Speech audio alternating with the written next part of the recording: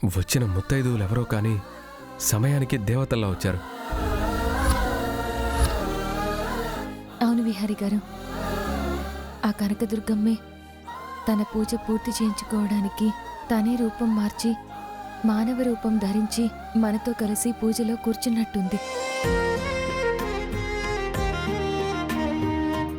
ఆ పూజ జరిగినంతసేపు అసలు మనకిన్ని ప్రాబ్లమ్స్ ఉన్నా నా మనసు మాత్రం చాలా ప్రశాంతంగా అనిపించింది.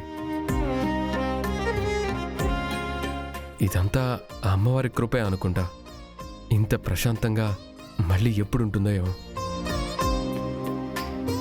నాకు తెలిసి మనకో బిడ్డ పుట్టి మనందరం కుటుంబంతో కలిసినప్పుడు మాత్రమే నేను మళ్ళీ ప్రశాంతంగా ఉండగలను.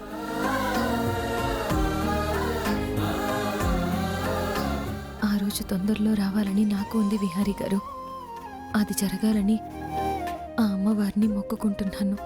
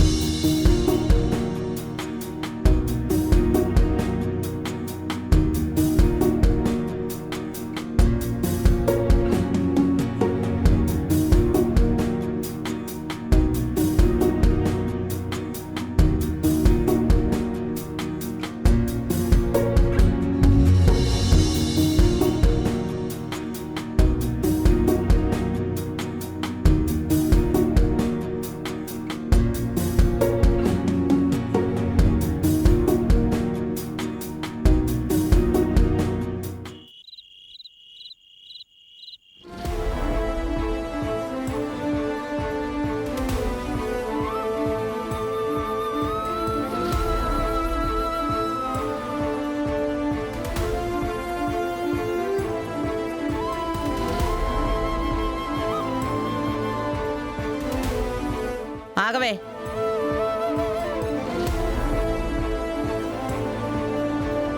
పొద్దుటి నుంచి ఇంట్లో లేవంట, ఎక్కడికెళ్ళావు?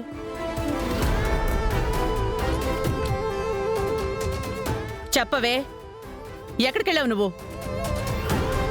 నిన్ను బయటకు వెళ్ళొద్దని అక్క చెప్పింది కదా. మరి పొద్దున్నుంచి ఇప్పటి వరకు ఎక్కడికి వెళ్ళావు? ఏం చేసొచ్చావు?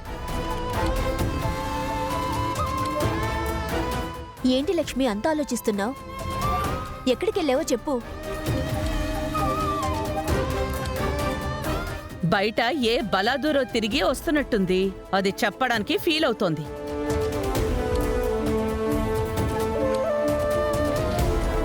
ఏ తిరుగుళ్ళు తిరగలేదమ్మా. మరి నువ్వు ఎక్కడికి వెళ్ళావు లక్ష్మి?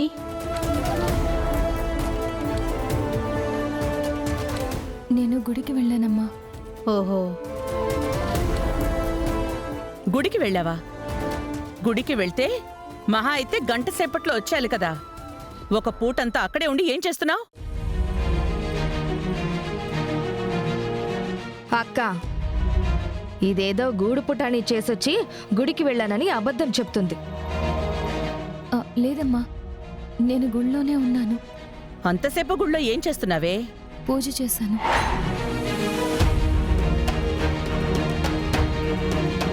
పూజ చేసావా? అంతసేపు ఏం పూజ చేశావు?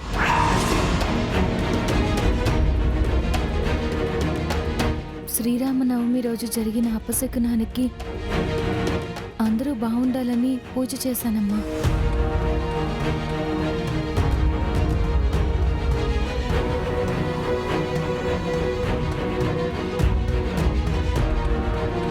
మరి ఆ విషయం ఎవ్వరికీ చెప్పకుండా ఎందుకెళ్ళావు? అక్క, ఇది అబద్ధం చెప్తుంది. అత్తయ్య, తనిప్పుడు గుడికి వెళ్ళొచ్చానని చెప్పిన అబద్ధం చెప్పిందంటారేంటి? దేవుడి విషయంలో ఎవరైనా అబద్ధం చెప్తారా? తను మంచి పనికే వెళ్తే ఇంట్లో చెప్పి వెళ్ళాలి కదా విహారీ. అమ్మగారు, లక్ష్మి వెళ్ళేటప్పుడు నాకు చెప్పి వెళ్ళిందమ్మా.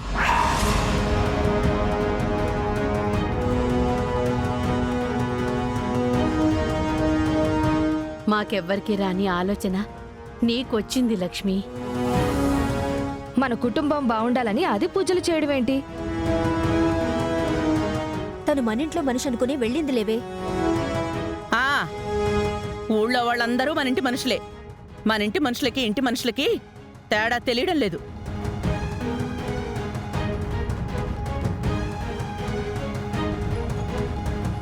అతయ్య, స్వార్థం మనుషుల్లో అంతరాలను సృష్టిస్తుంది. మంచితనం మనుషుల్ని మనుషుల్లానే చూపిస్తుందని నాకు నిన్ను చూస్తుంటే అర్థమవుతుంది. అంటే నీ కంటికి నేను స్వార్థపర్రాల్లా కనిపిస్తున్నానా? స్వార్థంతో మీరు మనుషుల్ని చూడొద్దు అని అంటున్నాను అత్తయ్య. మంచితనంతో చూడు, మానవత్వంతో చూడు. ఎదుటి మనిషి మరోలా కనపడతారని చెప్తున్నాను.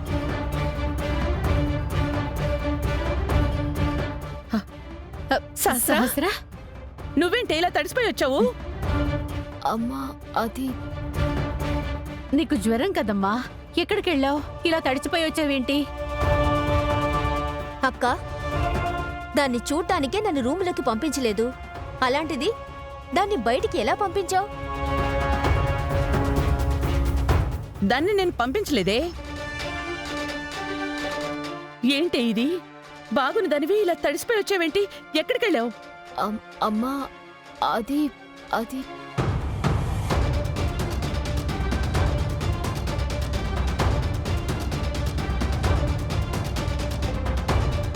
చెప్పడానికి అంత ఆలోచిస్తున్నావేంటి సహస్రా?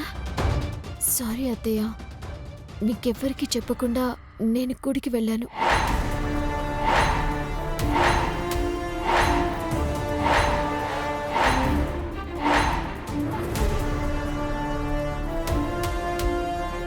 గుడికి వెళ్ళావా? ఎందుకే? స్వామీజీ చెప్పిన దోష నివారణ పూజ చేయటానికి వెళ్ళాను.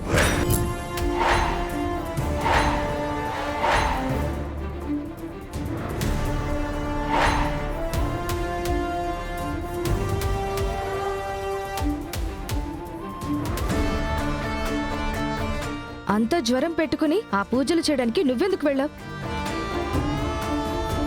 అవునమ్మా, నువ్వు పూజకు వెళ్తే మాకు చెప్పాల్సింది కదా. మీకు చెప్తే నేనున్న పరిస్థితుల్లో వెళ్ళనివ్వరని ఎవ్వరికీ చెప్పకుండా వెళ్ళాను.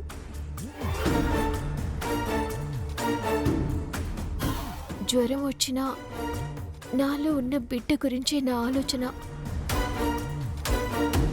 ఈ ఇంటి వారసుడికి ప్రమాదమని స్వామి చెప్పిన మాటలే నా చెవుల్లో తిరుగుతూ ఉంటే, ఈ ఇంటి కోసం నా కడుపులో ఉన్న బిడ్డకి ఏవీ కాకూడదని ఎవ్వరికీ చెప్పకుండా జ్వరంతోనే నేను గుడికి వెళ్ళాను.